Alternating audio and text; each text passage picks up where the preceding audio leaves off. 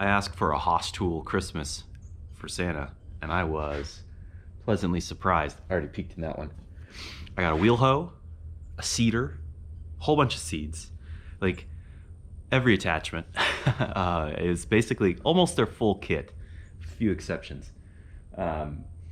And I'm pretty thrilled. I'm gonna put them together today and kind of just show y'all what all comes in it, and hang them up in my new shed. And maybe if there's daylight holding out, getting to cultivate a little. And it's pretty much just kind of ready to go. Talk about great packing. It's really cool. Got some, you know, they go, look at the grain on this. You just do not see this. Straight as can be, exactly the direction you want it. That's really impressive. And here's another handle. Yep, same, look at that. It's awesome. Okay, we got this little goodie bag. Oh, the Haas Tools goodie bag. Oh yeah, this is the seed plates. So in this cool Haas bag there are seed plates. And the way this works is, yeah, it's fitted in. So only seeds of a certain size will fall out the hole. And they're of different, you know, different sizes. So that one's pretty small. This one's actually much bigger. Oh man, that's awesome. It's cool that they gave you an awesome little bag. Okay, let's do the big one here. I think this is just spacer. Yep, just filler. Pull out all the fillers and whatnot. We'll see how hard this is to do one-handed. Cool. What do we got here? We got our instructions for garden seeder and seeder attachment. Very cool. This looks actually really straightforward. Like, put the plate in, you know, attach the handles, go to town. Yeah. Let's see. Oh, this is cool.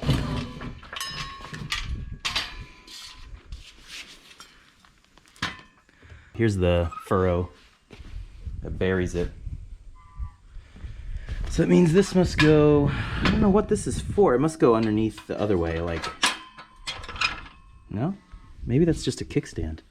Let's look. Is that all of in here? Oh yeah. I got this thing here, which I guess goes over the top. Oh yeah, it's a hopper topper. I'm definitely not gonna be able to do this with one hand. Okay, so I'm going to put this together real quick and you know, show you after. Just like that, it's done. It took about 2 minutes to get together. Very simple. I think 4 lag bolts and 2 wood screws. These are the only tools you need. Number 2 Phillips, 7/16" wrench. And it took me longer to find the wrench than it did to put it together. Let's go over the operations here a little bit. Craftsmanship on this is really extreme. I mean, this is American made. If you take good care of this, keep it oiled, you know, keep the parts in working condition and clean, this will last longer than you. There are a few things that I have that are heirloom quality. This is heirloom quality. It's got a cool kickstand. So, you know, here's when you're operating, it'll go like this. And, you know, you just back it up and it becomes very stable. Although it's, as you see, it's pretty stable as it is. Operating is, it took me, the instructions are about 2 pages. It's very simple. You can intuitively figure it out. This is the way it works. This, you know, you go that direction. And this thing here is cut into a little V, so it'll make a furrow. And then here's a little piece of chain that'll drag behind it and pull the soil back up over the seed. This controls your planting depth. Here on the side, if you can see it, bunch of teeth, and that is basically, it basically comes at 1.5 inch depth. You can, this is increasing the depth or lowering the depth, and it's basically these notches each are a 1/4 inch increment. Pretty straightforward. For the hopper, this is, you know, I think pretty straightforward design. So you just have this thumb screw. Whoop. It's got some brushes on it. This is fitted, so it'll fit here statically. And that's what I'm gonna do is brush the seed down flat. This is like just a little wooden spacer that goes on top. And then here is a little keyed thing, and as you spin and go forward, that's gonna move. So we'll bust open our cool bag of seed plates. Just pull one out at random. Surprise, it's seed plate number 5. Seed plate number 5, it gives you a cool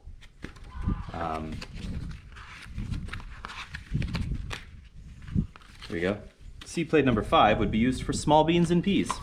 I am totally planning on using this exact one with the peas that I got. So that just slides in there to where it's fitted. Then you put the spacer on top. And the brush. Wing nut. Bada boom. There it is. Now as you can see, as we as we move forward, this is gonna catch seeds and pull it under the brush, which will make sure only one seed's in there and push the rest back. And that's it. Okay.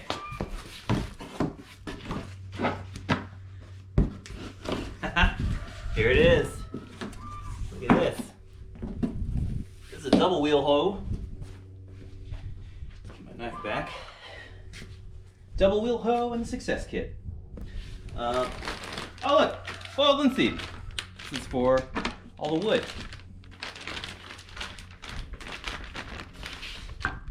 It's cool. A little manual. A saw. Oh yeah, check it out. 9/16 wrench they included. All right. Ooh. So here, I got a bunch of attachments. So these are the plows. Right side and left side. Or furrows, I guess. So you can put them in, well, one way or the other. And they'll either make a point or they'll open up, depending on if you want to dig or expose. All right, what else? I got a couple of oscillating hose. Look at that. Oh man, that's nice. Look at, yo, real talk. Look at the width of this material.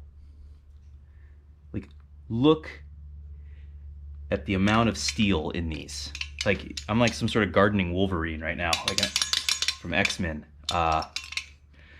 This is stout. Holy cow. I am, you know, we spend so much time buying products that have like as little material in them as financially feasible. And something like this is an absolute refresher. Just an absolute, you know, this is how things should be. It's Haas tools. All right. This is going to need some assembly. I think there's another box that came with this, because this is just, I think this is just the front part.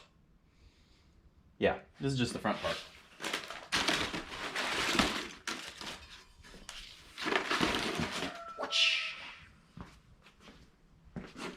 Cool. Let me get the other box.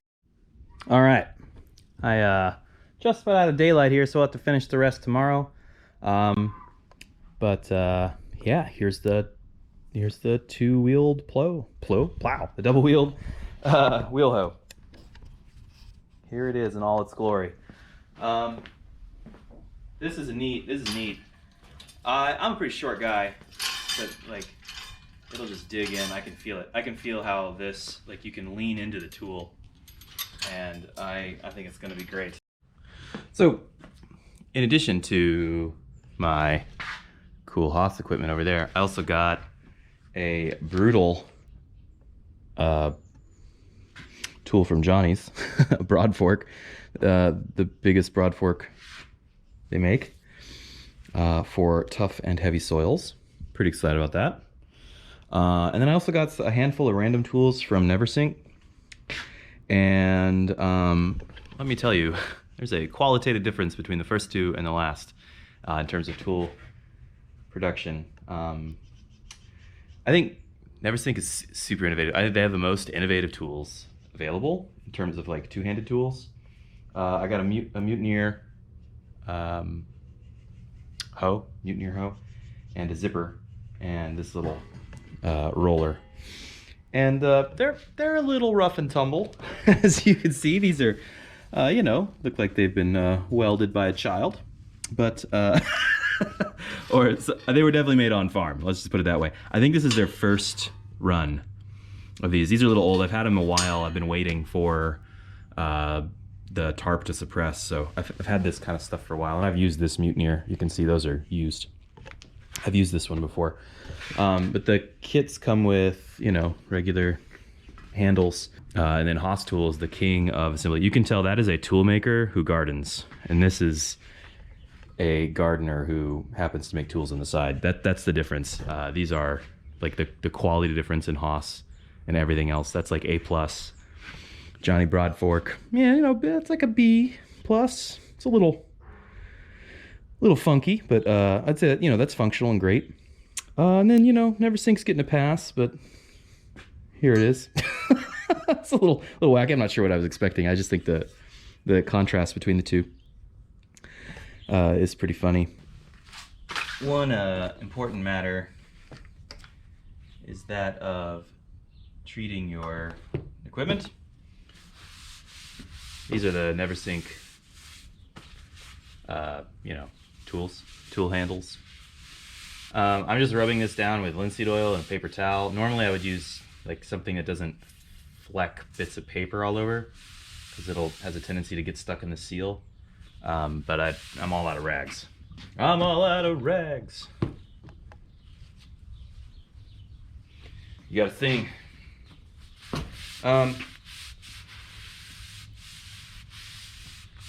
Yeah, but anyway, just working linseed oil pretty liberally into the wood. Supposedly, the way you're supposed to do this is do it like once a day for a week, once a week for a month, once a month for a year, and then once a year from then on. But that sounds like a lot of work. So instead, I'm gonna do it every so often. But definitely when I get it set up. Okay, when you're drilling a hole in here, make sure this is pushed down as far as you can. All right, this is incredibly unstable and dumb, but I'm doing this because I don't have a lot of video making capability without doing something crazy.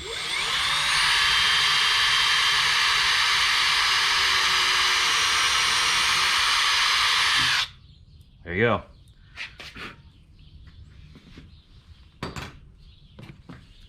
Let me just move this to the ground.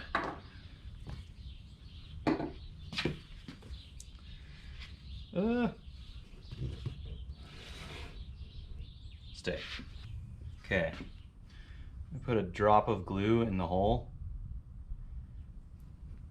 for just to keep the screw in. Because I don't want to deal with it coming out.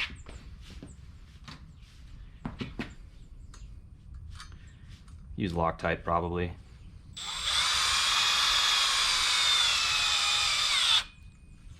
All right, there you go. Okay, last, I'm gonna treat this metal. This is not rusted because it's new in box. But I guarantee you, 1 or 2 uses and it will be. A little ballistol. This stuff's pretty grand. It's kind of a general purpose lubricant.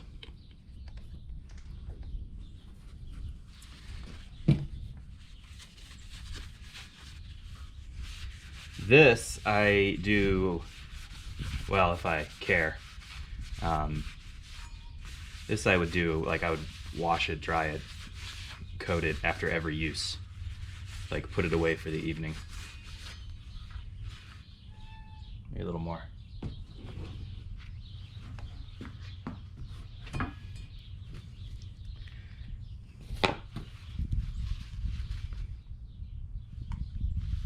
Definitely get yourself some actual rags. These paper towels are for the birds, but here we are. All right. When I get super lazy, I may just WD-40 this. There you go, ready. Ready for work. Let's do the other one.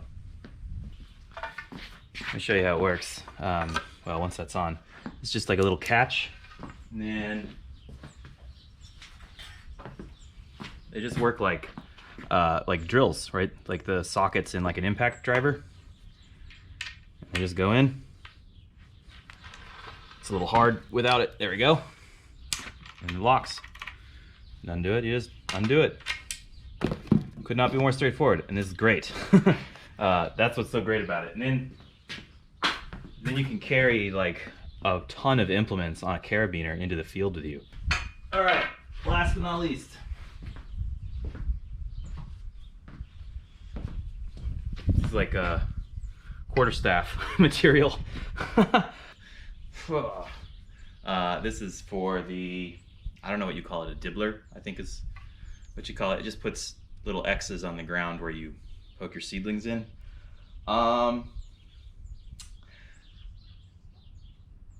I don't know about this one. Okay, let me tell you why. This is the, it's like really heavy. So the idea is this part here comes out with these, and you can get different inserts for different diameter and number of tines. And as this rolls, it'll make these little X's in the ground. That's where your seeds go. So the idea is you would just pull out the one you want, slap it in real quick. It's nice, it's offset, and you can change the width of things here to get wider rows or whatever. So you can do a lot. This I guess is 3 inches by 8. That looks like 8 to me. Yeah, something like that. Yeah, this to me seems like, I don't know. I'll try it out because, I mean, you know, like Neversink is like they're brilliant at this. This is what they do, is optimize for this kind of tool. But, you know, I just don't know. Seems like you'd end up having to have a bunch of these, like a whole rack of these big metal cylinders to really use them, which I'm not sure I like. I think we're done finally. How cool is that? All right, so next objective is to kind of hang these up in the shed. Yeah, get a place for all these to go permanently, and then take them down one at a time and use them. So probably do some hooks. I'm thinking just like regular old like bicycle hooks or something for this bad boy. All the Neversink stuff, I think those standard friction clips would work. Probably have to make something for the Haas stuff. Probably have to make some sort of wall bracket or something to either hang up by the axle. I'm not really sure. What to do there, but I'll figure something out. All right, time to go. I think time to go hook shopping.